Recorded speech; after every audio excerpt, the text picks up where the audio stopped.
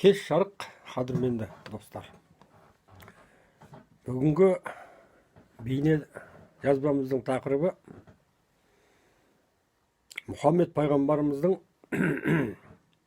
Айшаға үйленуі туралы елдің әртүрлі пікірлері бар. Бұл жерде мен Алланы ақтайын деп, не Мұхаммедті мақтайын деп отырғам жоқ. Мен сол Мұхаммедке, оның атынан Аллаға тіл тигізетін кейбір дүмше деуге де болады. Бір жағынан олар жаңағы ойшылдар деуге де болады. Бір жағынан олар жаңағы алдыңғы қатарлы интеллигенциямыз деуге де болады. Бірақ қалай болғанда да солар өздерінің түсінбеушілігінен бараттағы жаңағыдай көптеген күнә болатын істерден сақтанбайды. Неге десеңіздер, осы орыс деген халықта дана ғой. Каждый рассуждает по мере своей испорченности дейді. Мысалы үшін, біздің қазақ деген халықта ертеде қалыптасқан мынандай дәстүр бар. Біріншіден қазақ айтады, 13-те отау иесі дейді. Ол рас. Ол өзі мына физиологиялық тұрғыда да, анатомический тұрғыда да қай жағынан алсаңыздар, әйел баланың жаңағындай 13 жасында оны толықсыған, жаңағы тұрмысқа жараған кезі. Ал ерте уақытта біреудің қызын айттырып, соны бала күнінде алып кету. Алып кеткенде қалай? Оны қол балағып үйіне алып барады. 9 жасында мысалы үшін жаңағында, или 10 жасында алып кетеді. Енді оны сендер сала білесіңдер, алып кетті, бітті төсекке салды деп. Енді өздерің сондайсыңдар ғой, қисетсіз сол бір тамағым, бір тасағым деп жүрген адамсыңдар ғой. Сондықтан дағы жаңағындай кешіріңіздер, бұл сөздің ұяты жоқ. Сондықтан жаңағындай мысалы үшін 9 жасар баланы егерде жаңағындай Мұхаммед пайғамбар алып кеткен болса, ол не үшін? Біріншіден, жаңағы қыз баланы өзінің әдет салтына, өзінің жаңағындай әулетінің мінез құлқына сайғып өсіреді. Сосын өсіп, әгі бала әбден үйленіп, өзі сол үйдің туған баласындай болып кеткеннен кейін, өсе келе 13 жастан бастап, онымен жаңағындай әйел ретінде төсек қасында жатады.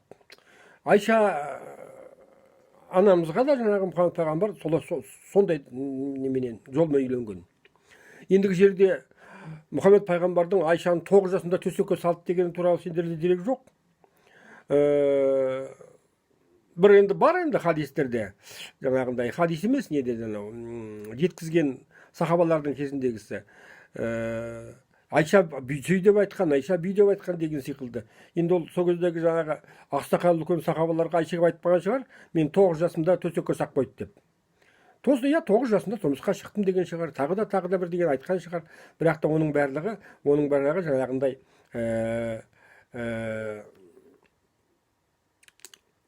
енді нету жыныс қатынасына түсу емес. Сондықтан дағы бұл жерде жаңағындай біздің қазақтың дәстүрі сол жаңағы арабтың көптеген дәстүріне қарама қайшы келмейді. Себебі өзі олар да түйе мінген халық, бізде түйе мінген халық, олар да жаңағыдай көшпенді халық, бізде көшпенді халық. Олар айтыс, мысалы үшін біздің қазақта және сол арабтарда бар. Сондықтан дағы біздің менталитетіміз өте ұқсас халықтармыз.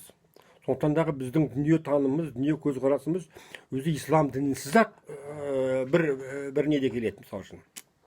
Ол жөнінде жаңағындай, мысалы үшін арабшаны Құранды аударған орысы болсын, қайсы болсын, олар жаңағындай көшпенді халықтың сөзін көп түсіне білмейді. Мысалы үшін біз саған кәусәрді бердік, жаңағындай, сондықтан құрбандық шал, сені жек көрушінің арты шолақ. Енді шолақ дегенде біреулер айтады, ұрпақсыз қалады ол. Шолақ деген қазақта бар өзі. Ол қойшы, оның арты шолақ дейді. Арты шолақ деген оның артына үміт жоқ деген сөз. Шолақтың переводы, ол арты шолақ деген сөз, мысалы үшін жаңа кімдерде де бар, арабтарда да бар. Енді ол өзі жеке тақырып, Құранды оқып отырсаң, екі сөздің бірінде аяқ астынан қолма-қол сендерге бәле жібермей ме деген қазақтың сөздері. Кәусар деген сөздің өзі көлкөсір деген сөз қазақша. Көлкөсір. Ол ешқандай да көл, өзен, бір жұмақта Мұхаммедке беріп деген. Жоқ, Мұхаммедке шексіз байлық беріп, нығметін төкті деген сөз. Көлкөсір қылып берді деген сөз. Соны қазақта кәусар емес, ол көлкөсір. Арабша кәусар. Енді жарайды, мен тақырыптан кішкене ауытқып кетіп жатырмын. Ендігі жерде менің сіздерге айтайын дегенім, мысал үшін, қазіргі заманда қыз баланы сендер қашан үйленесіңдер? Сендер 18-ге асқаннан кейін, бәрін оқуын бітіргеннен кейін, оған соң әбден албасты болады, ол көрмейтін бәлесі жоқ оның уже. Ол ана студент кезінде мұғалімдердің қолынан өтеді. Онан кейін жұмысқа тұрды, бастықтың қолынан өтеді. Ол сайқалыстарын бәрін түсініп алған, үйге келгеннен кейін қатын болып келмейді. Ол жаңағы тиген байына патша, оны жаңағы ата-енесіне әмір жүргізеді. Міне сіздерге тікелей дұрыстығын айтқанда. Ал егерде мысалы үшін 15 жастағы, 13 жастағы балаға үйленсе, қызға үйленсе, ол тіптен сезбей қалады. Бір үйден екінші өз үйіне барғандай болады. Қыз жат жұрттық дейді. Сондықтан дағы Мұхаммед пайғамбар оны 9 жасында дерек бар, 9 жасында алды деген, үйленді деген. Бірақ төсекке жатқанына 9 жасында деп айта алмайсыңдар. Күнәға батпаңдар. Өйткені ол Мұхаммед пайғамбардың өзінің жеке өмірі. Сосын жерде адамның елшілігі не пайғамбарлығыменен жеке басын салыстырмаңыздар. Мысалы үшін маған сіздер, мен не айтсам да екі тұрғыда айтуы мүмкін. Біреуі как бақытбай ретінде, қарапайым қазақ ретінде. Менің де кейде ауырам, кейде сырқаймын, кейде шақпылап жүрем, кейде тамаққа тойып жақсы жеген жақсы көрем, кейде аш жүргенді жақсы көрем. Оның бәрі адами бақытбайлығым менің. Ал Алланың елшісі ретінде менің айтқан сөзім, Алланың елшісі ретіндегі менің жаңағындай іс-әрекеттерім, ол басқаша. Сондықтан дағы сіздер бұл жерде жаңағындай қисетсе, сен немене сонда? Мен қатыныммен жатқанда да, мен жаңағындай үйде жай өзім дәретімді алып жүрген төлекке барып жатқан кезімде бәрінде де сендер мен немене? Сонда періштемін ба мен? Мысалы үшін. Өзім мен Алланың елшілігі міндетін орындайтын кезім бар. Міне қазір мысалы сендердің алдарында мен Аллалық елшілікті орындап үндеуді жазып жатырмын мысалы үшін. Қазір осыны біткеннен кейін мен адами бақытбай ретінде барып дәретімді алып, басқандай бір шаруаларыма домбыра тартып өзімше демалып отырам. Ол менің бақытбайлық бейнем. Сондықтан дағы сендер егерде маған бақытбай ретінде жаңағыдай қатты сөз айтып жатсаңдар, ол бір басқа, ал Алланың елшісінде қатты сөз айтып жатсаңдар, ол күнә сендерге. Өйткені Алланың елшісін сақтылығы. Сондықтан дағы жаңа мен бір-екі видеолар бар, анау Асабай қажы деген бар, тағы бір кім деген бар, айтпай-ақ қояйын жарайды. Солардың барлығы жаңағындай, ол педофил, ол ондай ғой, ол мұндай ғой деп. Жоқ, өздерің педофилсіңдер. Педофил болмасыңдар, сендер ұнамайды. Мысалы үшін хижаб деген тақырыптан айтып жатырмын ғой мен. Адам өзі ойында, өзінің түйсігінде нені қалай түсінеді, басқадан да соны солай көреді.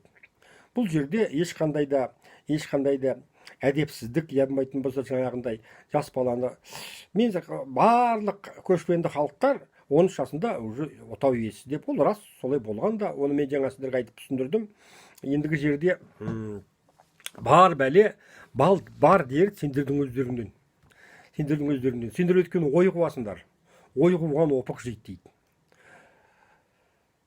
Адам қазық дейді. Ақыл арқан, ой өріс. Сонда жаңағы өрістегі ойға елек кетсең, қаңғып кетесің. Сондықтан оны сені қаңғытпас үшін ақыл деген арқан болады.